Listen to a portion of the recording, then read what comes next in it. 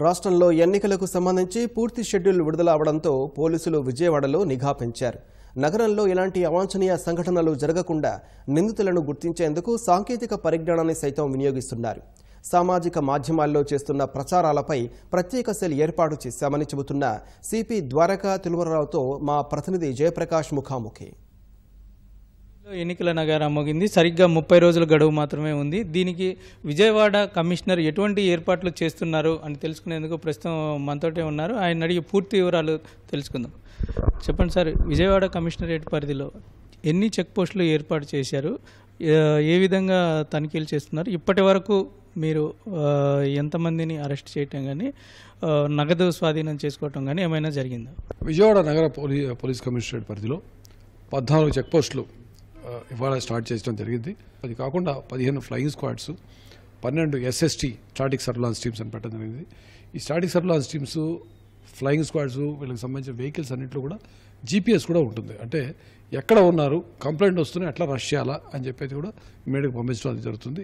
ఇప్పటికే మేము vehicle checking random start చేసాం. ఇవాళ పొద్దున్న దాంట్లో 91 lakhs పట్టుకెళ్తున్న వ్యక్తిని ఒక ఇన్నోవా కారుతో దాన్ని పట్టుకోవడం జరిగింది. దానికి సంబంధించిన ఆధారాలను చూస్తూ వాళ్ళు కొన్ని జెన్యున్ ట్రాన్సాక్షన్ అని చెప్తున్నప్పటికీ దానికి సంబంధించిన కాగితాలు మా దగ్గర మీరు చూపించలేకపోయారు.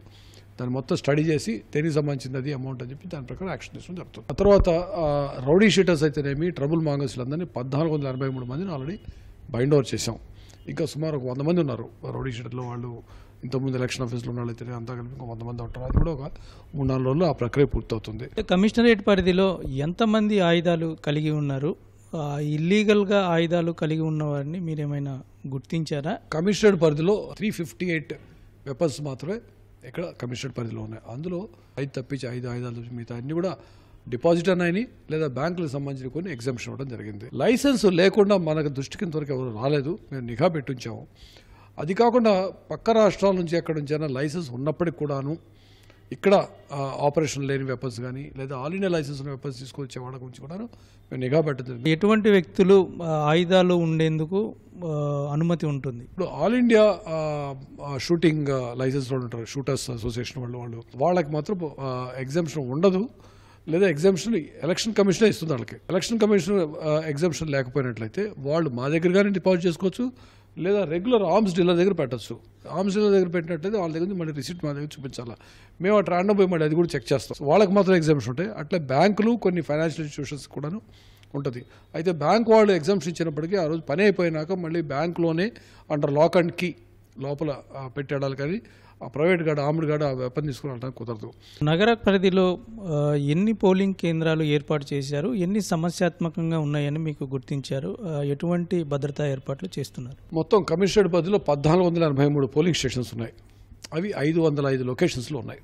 ఈ 505 లొకేషన్స్లో 328 ప్రాంతాలను కొంచెం సమస్యాత్మకంగా పోలీస్ పాయింట్ ఆఫ్ వ్యూలో మేము గుర్తించడం జరిగింది. అక్కడ అదనపు బలగాలని మేము మోహరించడం జరుగుతుంది. అయితే కొంతమంది పైన ప్రత్యేక షాడో టీమ్స్ ఏర్పాటు చేస్తామని చెప్తున్నారు. అటువంటిది ఇప్పటివరకు ఏమైనా ఏర్పాటు చేయడం జరిగిందా? సోఫార్ షాడో టీమ్స్ పెట్టలేదు. ఎందుకంటే అభ్యర్థులు నామినేషన్ వేశాక, ఆ తర్వాత విత్డ్రాల్ చేసుకున్నాక, ఫైనలైజ్ అయ్యాక వాళ్ళలో ఎవరైతే సమస్యాత్మకమైన వ్యక్తులారో వాళ్ళకి షాడో టీమ్స్ పెట్టడం జరుగుతుంది. షాడో టీంలు ఇప్పటి నుంచే పెట్టడం, అది అయినాక అవసరాన్ని బట్టి పెట్టడం జరుగుతుంది.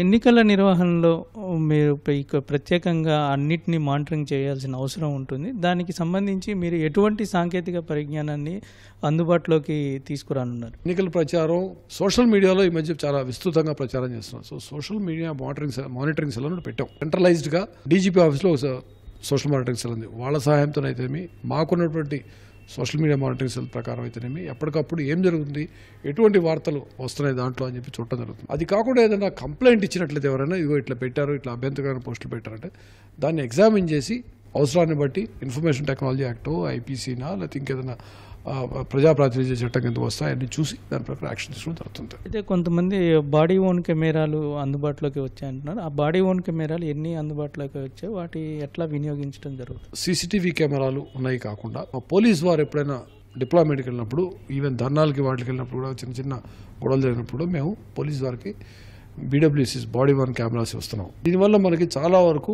ఆరోపణలు తగ్గుతాయి, అట్లే సాక్ష్యాధారాలు సరిగా ఉంటాయని చెప్పి వాటిని మేము విస్తృతంగా వాడుకోవడం జరుగుతుంది. తర్వాత మీటింగ్లు వాటి దగ్గర అయితే మేము వీడియో కెమెరాలతో పాటు డ్రోన్స్ అవి కూడా వాడతాం.